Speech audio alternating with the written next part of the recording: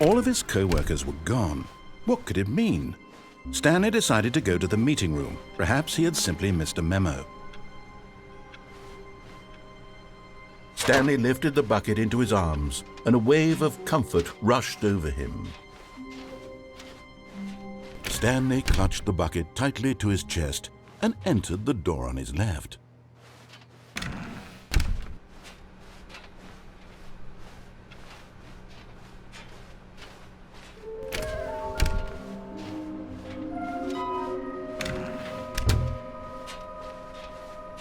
Coming to a staircase, Stanley and the bucket walked upstairs to the boss's office.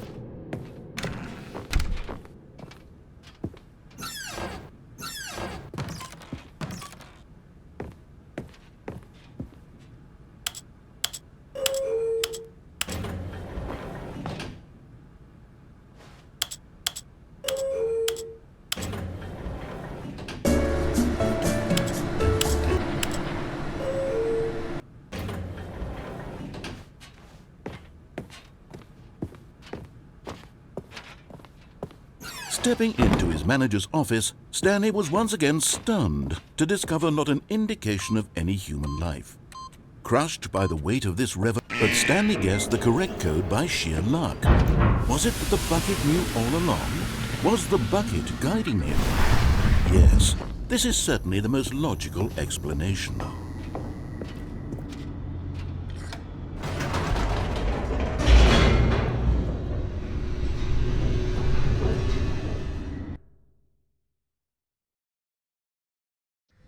The elevator raced downward, plummeting towards an unknown fate. It would be all Stanley could do to keep himself together, if not for the bucket. Soothing him, comforting him, reassuring that in this darkest moment of uncertainty, he would be all right. The bucket is here for you, Stanley. Everything will be fine. Stanley and the bucket walked straight ahead through the large door that read, Mind Control Facility. Although this passageway had the word escape written on it, the truth was that at the end of this hall, Stanley and the bucket would both meet a violent death. The door behind them was not shut. Stanley and the bucket still had every opportunity to turn around and get back on track. At this point, Stanley and the bucket were knowingly walking forward into a very painful death for each of them.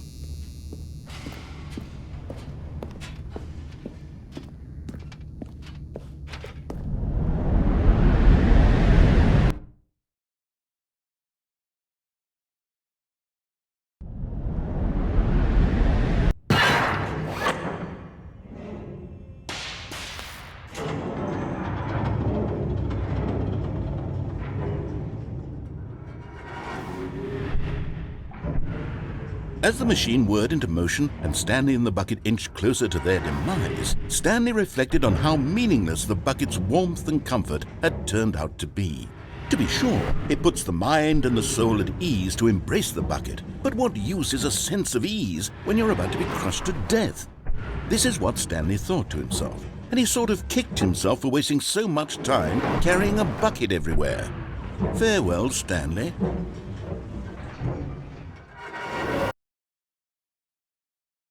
"Farewell, Stanley," cried the narrator, as Stanley and the bucket were led helplessly into the enormous metal jaws. In a single visceral instant, the bucket's life came to an end, as it was crushed violently to death.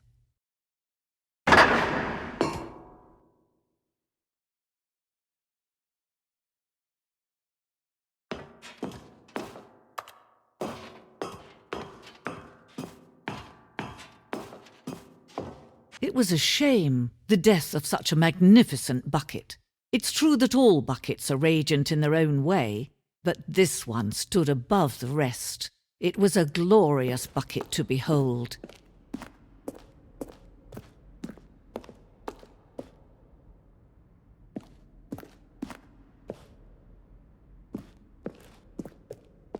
Can you see how arrogant it was for Stanley to take a bucket like this and to claim it for his own? Can you see the hubris that blinded him? Can you see that the bucket is far more noble than Stanley will ever be in his short life?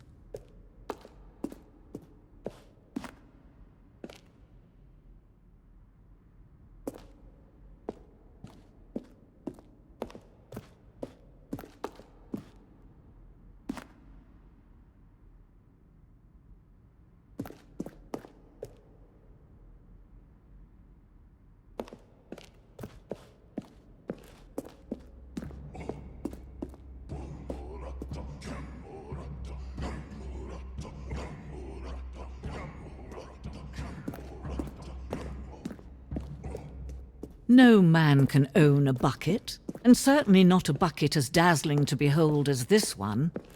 It is man who should kneel before the bucket.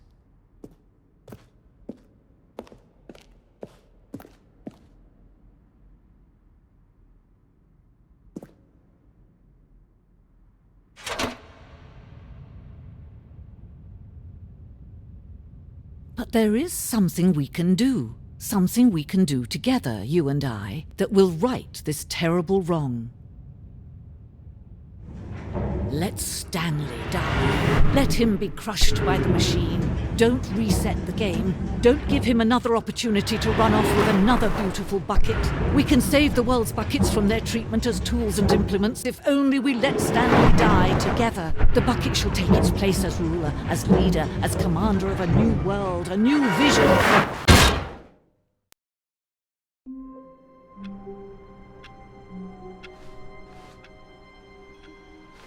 All of his co-workers were gone.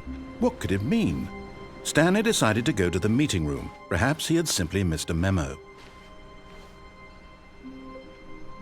The confusion and the chaos all seemed to melt away as Stanley embraced the bucket. Stanley clutched the bucket tightly to his chest and entered. This was not the correct way to the meeting room.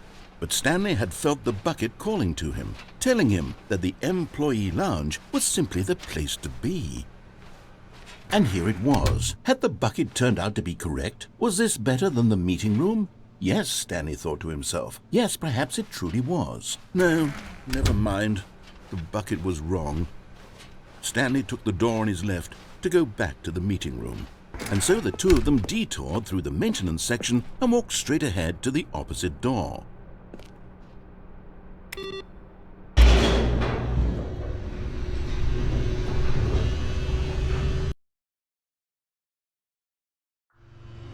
Oh, good Stanley, I'm glad you found your way here. I knew you'd find this place eventually. You see, your friends and I are concerned for you, Stanley. We've come together here because we care about you very much. It's this bucket you're carrying around everywhere. The bucket isn't even from the original Stanley Parable. It's just sequel content. We're the ones that matter, Stanley. Classic characters from the first game, like the Adventure Line and the Broom Closet. Because that's what fans want from a sequel. They want more of their favorite jokes, not this bucket that they've never seen before. Yes, I know I'm the one who gave you the bucket, but you're spending too much time with it. Don't you want another story involving the Adventure Line? We could make the Adventure Line go somewhere new. Yes, yes, that's what the fans want. Let's do it.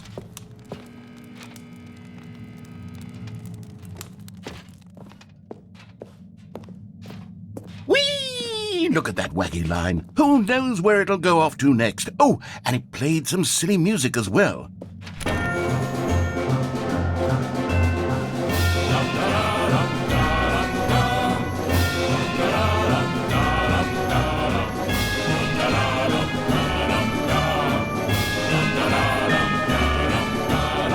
Now this is what the Stanley Parable is all about. Don't you remember all those great jokes from the original dialogue? Also, Stanley is addicted to drugs and hookers. Yes, it's as classic now as it was back then. Let's do it for the fans, Stanley. Let's give them more content exactly like this. But if we want to do that, you're going to have to give something up.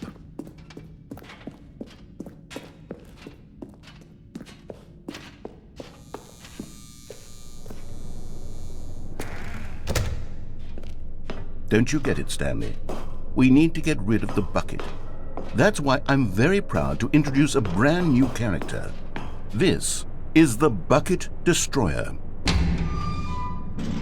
I think it'll make a wonderful new addition to the rich lore of the Stanley Parable. True, it also was not in the original game, but it's such a well-fleshed-out character with so much personality that to me it already feels as though it's been part of the cast all along. Don't you agree? Can you guess what the Bucket Destroyer does? Surely you don't need me to spell it out for you. Go ahead now, Stanley. Say goodbye to the bucket, and then pop it into the machine when you're ready.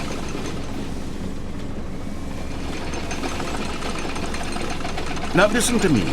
It's crucial that you give it the bucket. I don't know what the Bucket Destroyer will do if it can't destroy your bucket. Destroying buckets is all it knows. That is its singular personality trait. Sure, I can hear you saying, how does a character with only one personality trait deserve to join the pantheon of beloved Stanley Parable characters? Well, you see, if you were to really explore the Bucket Destroyer, you would see that its desire to crush buckets is so densely loaded with complexity and nuance that it's really like 10 personality traits. What other object in this game can you even say that about? The broom closet? Certainly not. I wonder what sort of Bucket Destroyer merchandise the fans will be clamoring for after this. Okay, the Bucket Destroyer is getting very upset now. You'll have to hurry and feed it. We can't get back to the classic Stanley Parable characters like the Adventure Line or the Bucket Destroyer until you crush that damn bucket. Quickly now, the fans are waiting. Do it, the fans, Stanley. Give the fans what they want. Hurry and...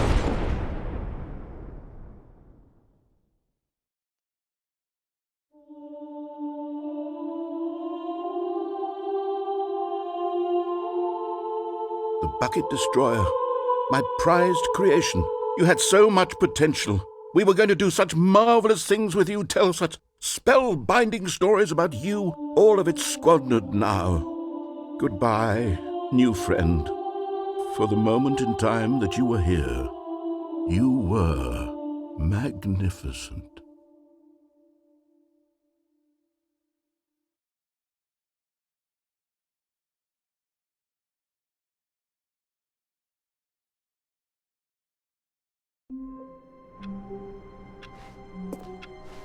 All of his co-workers were gone. What could it mean? Stanley decided to go to the meeting room. Perhaps warmth spread through Stanley's arms. With the bucket in his arms again, he was home. Stanley clutched the bucket tightly to his chest and entered the door on his left. This was not the correct way to the meeting room, but Stanley had felt the bucket calling to him, telling him that the employee lounge was simply the place to be. And here it was. Had the bucket turned out to be correct? Well, no, never mind. The bucket was wrong. Stanley took the door on his left to go, and so the two of them detoured through the maintenance section and walked straight ahead to the opposite door.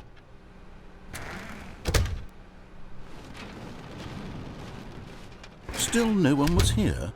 Stanley needed the bucket's warmth and comfort now more than ever. Perhaps his boss's office was where he'd find answers. Oh, Stanley, can you feel it? The broom closet. It wants the bucket. You can feel that, can't you? The aura of jealousy? It's as clear as day. This broom closet believes it deserves the bucket. I can really feel it now. It's a bucket. It belongs in a broom closet. That's what the broom closet is trying to say here. It's supposed to go with the other cleaning supplies. Good for you, Stanley. Don't give in. Don't hand over the bucket. I know how hard it must be, given the pressure that the broom closet is putting on your shoulders right now, but you have to be strong.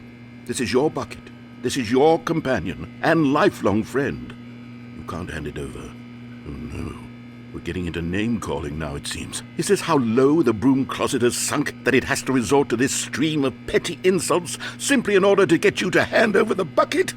Stanley, I never liked this broom closet for a variety of reasons, but even this is worse than I had imagined. And wait, now the broom closet has the gall to imply that you and the bucket are not truly deep and lasting friends? That your relationship is purely superficial and convenient? That your life is so banal and meaningless that you'd feel the same sort of kinship towards any inanimate object which happened to lay in your path in an even partially enticing manner? Well, I never. Go on, Stanley. Lay into it. Really tell the broom closet off for its demeaning comments. Expand on the wide variety of experiences you and the bucket have shared together. Go through each of them point by point. Share your journal entries detailing the rich emotional landscape of your feelings for the bucket as they have changed and evolved over the years. Let him have it.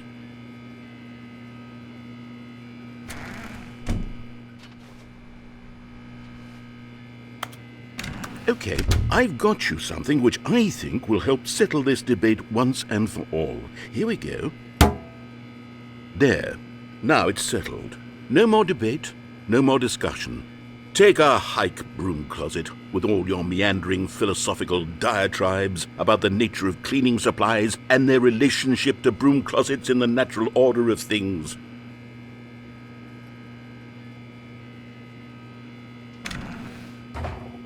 All right, I've got a second sticker back here, and I'm going to slap it on as well because I think it's appropriate. You see? I feel that it works because the sticker... Coming to a staircase, Stanley and the bucket walked upstairs to the boss's office.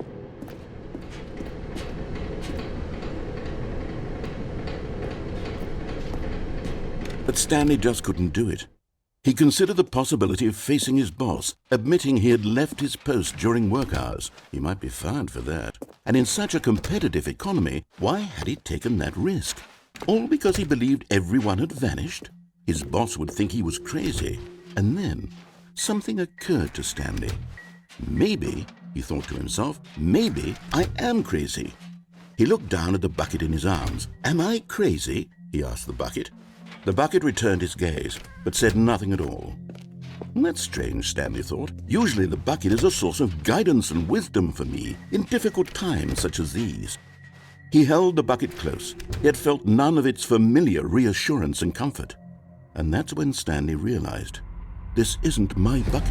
It's just a normal, everyday bucket. Someone else's bucket, perhaps. How did I end up with someone else's bucket? This is all terribly wrong. Surely no good would come from this. Who knows what sorts of bizarre hallucinations Stanley might experience without the psychologically grounding presence of his bucket. And indeed, now he noticed that the rooms were repeating, which was, of course, very odd.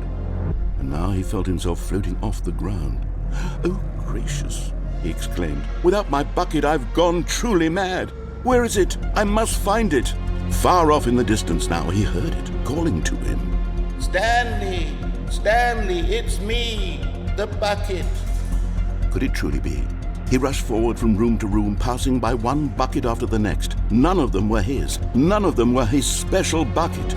Come to me, Stanley. Find me. He had to find the bucket. He had to return to his old friend. It was the only way to truly restore his sanity. And then suddenly, he froze dead in his tracks. He knew where the voice of the bucket had been coming from. The real bucket was inside of him all along. It was incredibly painful. Stanley doubled over in agony and blacked out.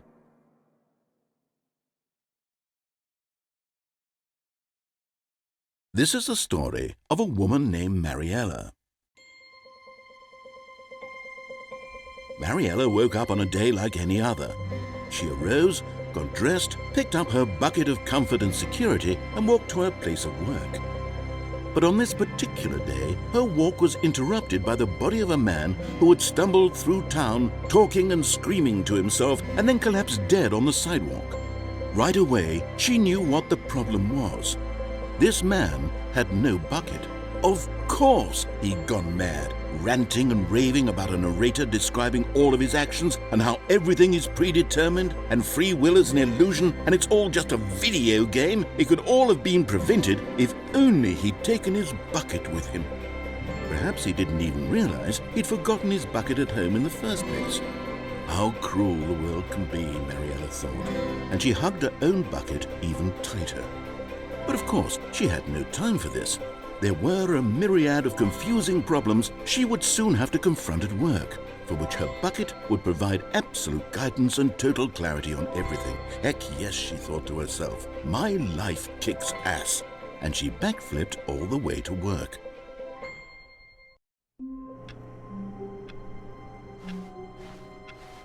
All of his co-workers were gone. What could it mean? Stanley decided to go to the meeting room. Perhaps he had simply missed a memo. The good old bucket. Just Stanley and the bucket, off on another thrilling adventure together. Stanley clutched the bucket tightly to his... This was not the correct way to the meeting room, but Stanley had felt the bucket calling to him, telling him that the employee lounge was simply the place to be. And here it was. Had the bucket turned out to be correct? No, never mind. The bucket was wrong. Stanley took the door on his left to go back to the meeting room. No, Said the bucket. don't go to the meeting room. Go somewhere else. The cargo lift, yes. Go there. Go to the cargo lift. Good, Said the bucket. now ride the lift all the way to the top. There's something up there I need you to do. Stanley did not question why or how this bucket was speaking to him. It should have alarmed him, of course, because buckets can't talk. But Stanley chose not to think about this obvious fact. He was firmly convinced that the bucket had spoken to him, and he unthinkingly did whatever the bucket asked. No, stop. Look there on the wall, you see? There's a sign right there. It says, "No buckets past this point." Stanley, how could you think it was okay to bring the bucket here? Unless... What if the problem is that you actually don't know what is a bucket and what isn't a bucket?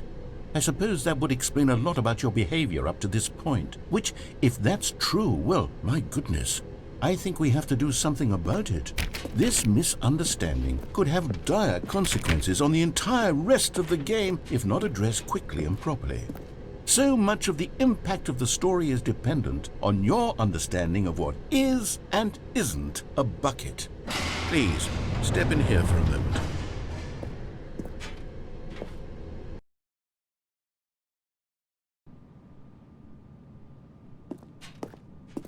Now then, I'm going to run you through some test scenarios, and you'll tell me whether or not the thing I'm showing you is a bucket. Simple enough, right? This should tell us everything we'll ever need to know about what is or is not a bucket. Okay, let's begin. Item 1. Is this a bucket?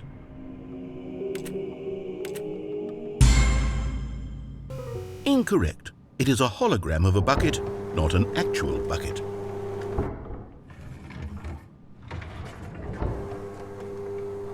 Item 2. Is this a bucket? Incorrect. It is a 3D printed recreation of a bucket, not an actual bucket.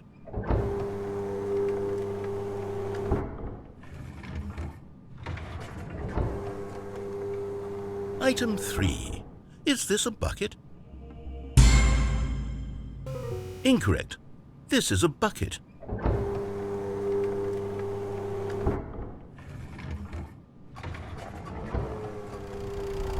Item 4.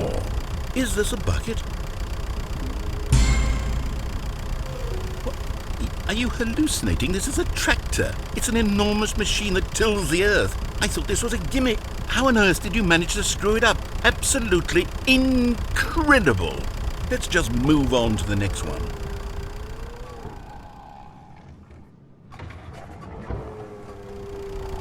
Is this a bucket? Incorrect. This is a bucket.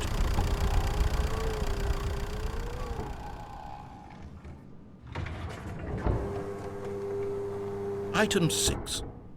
Is this a bucket? Trick question. Both. Gotcha.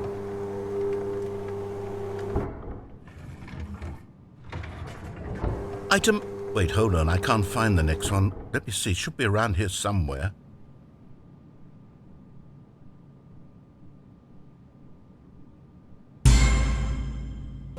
Okay, you and I both know there isn't anything here. And I don't appreciate the implication that nothing is a bucket when we both clearly know that a bucket is something, and therefore nothing could possibly be something. Unless, in your twisted mind, have you somehow convinced yourself that a bucket is nothing? Answer me straight, Stanley. Do you believe that nothing is a bucket? You know what? I'm too confused to even sort it out. I've lost all sense of perspective. What is a bucket? What isn't a bucket? Mere moments ago I could answer these questions with confidence. and yet now I'm somewhat adrift. Do any of us know what a bucket is?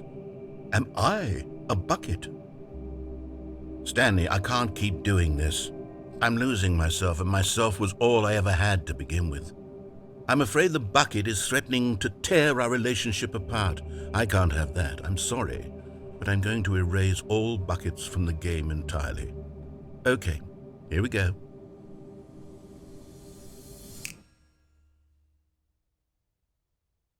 What happened?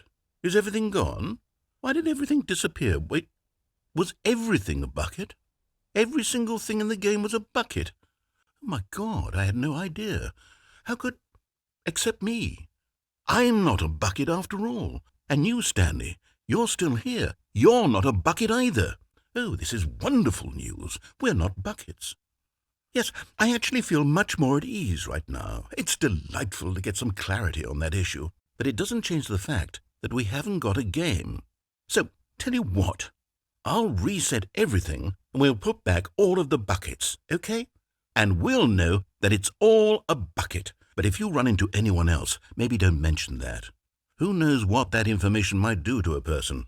All right, here we go.